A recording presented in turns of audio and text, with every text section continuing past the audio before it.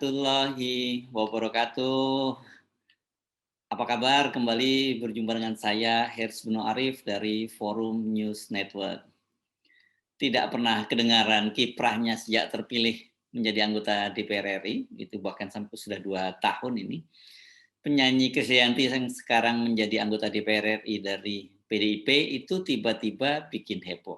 Dalam wawancaranya dengan Akbar Faisal di Akbar Faisal Uncensored, Krisdayanti buka-bukaan berapa gaji yang diterimanya itu sebagai anggota DPR RI setiap bulannya.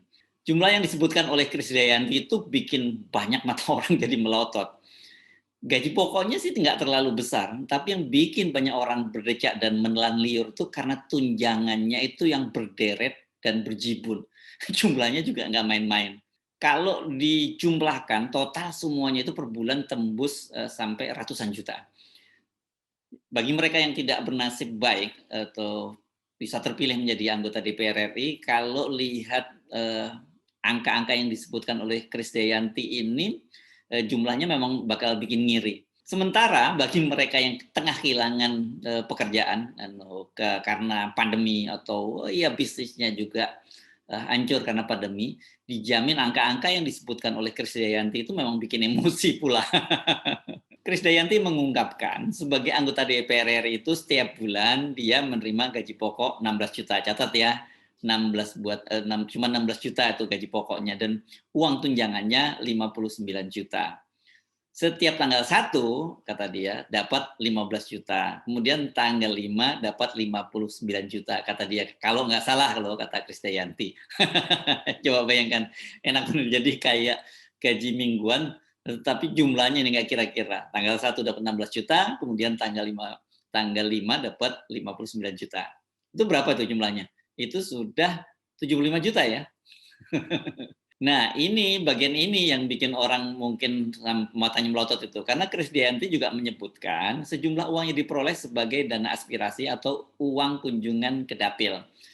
Dana aspirasi itu memang wajib untuk kita, namanya uang negara, dan dana aspirasi kita itu jumlahnya 450 juta. 5 kali dalam setahun tambah Krisdayanti. Nah ini nggak disebutkan ini coba bayangkan jadi dan jumlahnya 450 juta 5 kali dalam setahun. Maksudnya apakah 450 juta itu dibagi 9, jadi setiap kali terima dia 50, masing-masing 50 juta, atau 450 juta kali 5.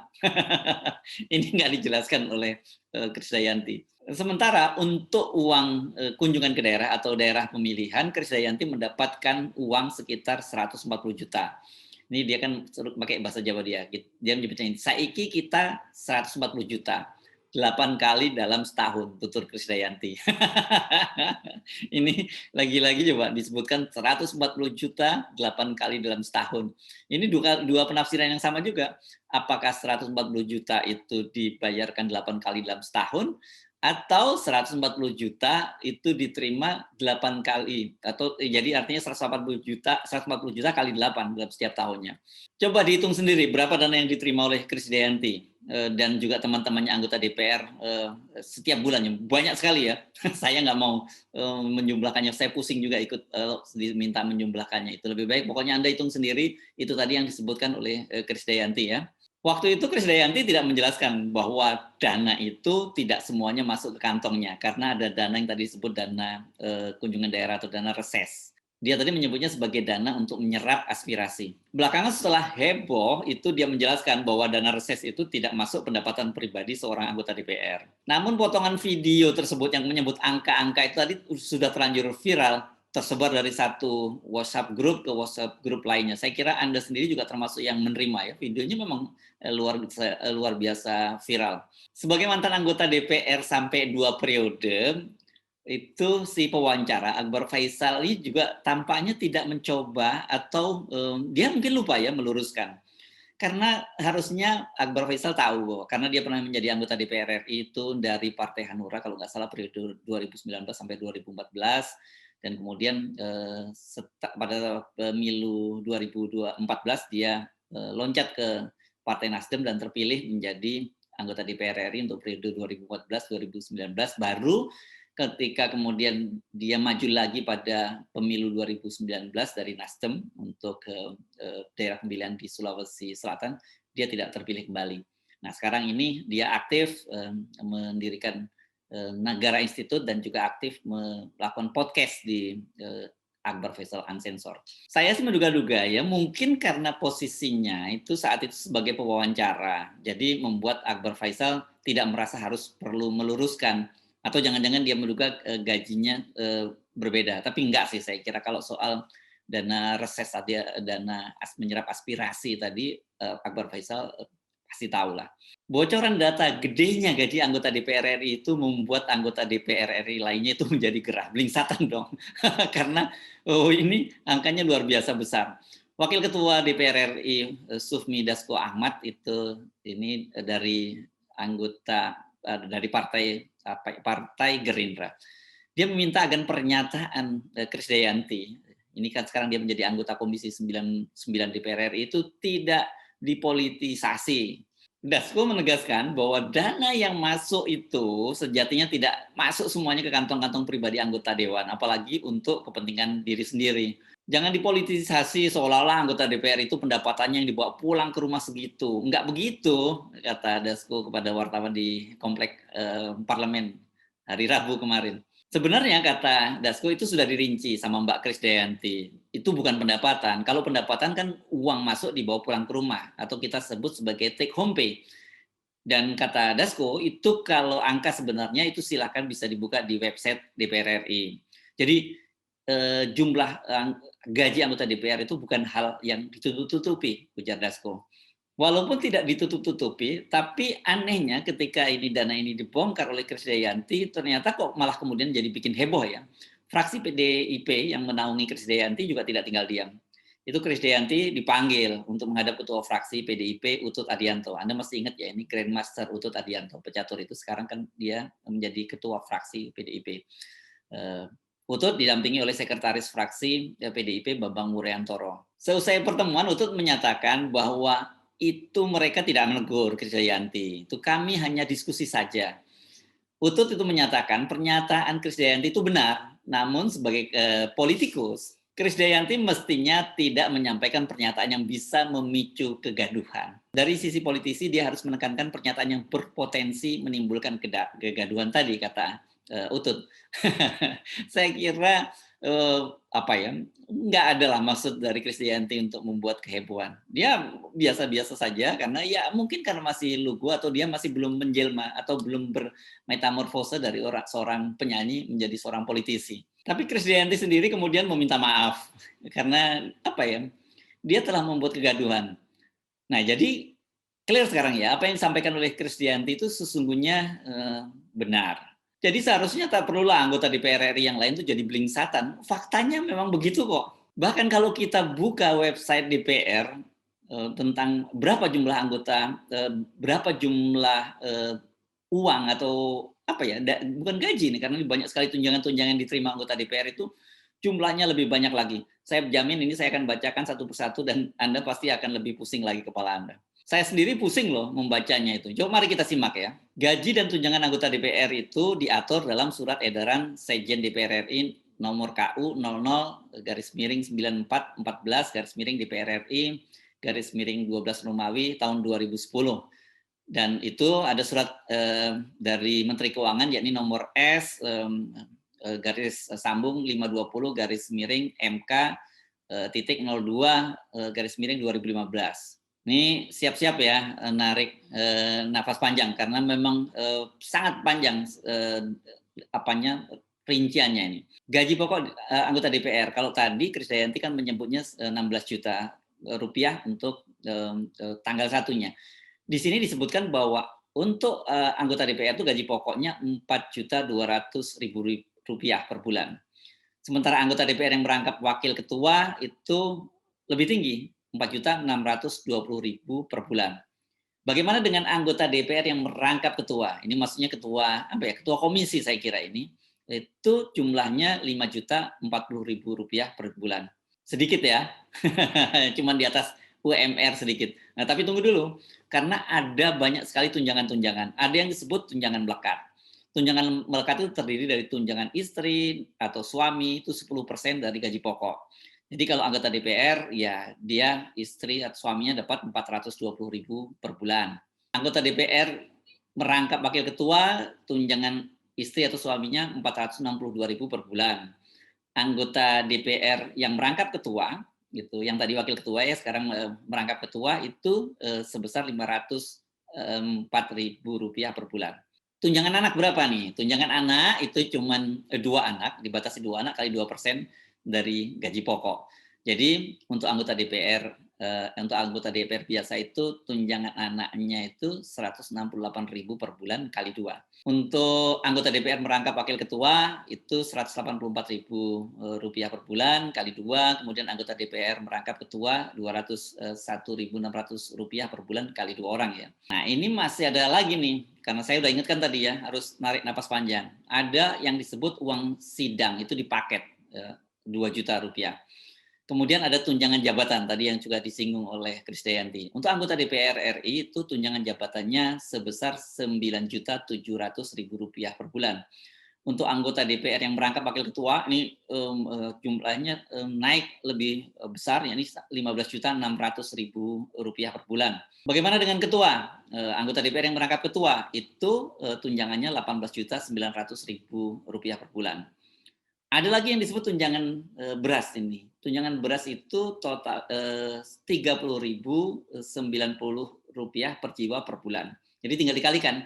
Kalau dia punya tadi kan batasannya 2 orang anak dan 1 istri atau 1 suami, berarti dikalikan 4. Masih ada tunjangan lain nih, tunjangan PPh pasal 21. Berapa besarnya? Yakni 2.699.813 rupiah. Masih ada lagi tunjangan yang lainnya, ini tunjangan kehormatan anggota DPR. Anggota biasa jumlahnya 5.580.000 rupiah per bulan. Anggota DPR merangkap wakil ketua 6.450.000 rupiah per bulan. Anggota DPR merangkap ketua itu 6.690.000 rupiah per bulan. Apalagi ini ada namanya tunjangan komunikasi untuk anggota DPR, itu jumlahnya 15.554.000 rupiah per bulan. Saya nggak tahu nih apa dasarnya kok angkanya agak aneh-aneh gitu, nggak dibulatkan gitu. Kemudian anggota DPR merangkap wakil ketua itu 16.009.000 rupiah per bulan. Kemudian anggota DPR merangkap ketua itu 16.468.000 rupiah per bulan. Ini tunjangan komunikasi itu dalam apa ya? Kalau dalam benak saya itu untuk biaya telepon. Kalau telepon sekarang dengan Android cukup melalui WhatsApp kan sebenarnya sampai terlalu nggak banyak banget. Jadi memang tunjangan komunikasi ini kalau kita artikan itu hanya tunjangan komunikasi untuk kerja sehari-hari, untuk ke dapil dan sebagainya, ini jumlahnya memang sangat besar. Jadi dipastikan ini dananya sisa banyak. Masih ada loh tunjangan lain yang disebut tunjangan peningkatan fungsi dan pengawasan anggaran.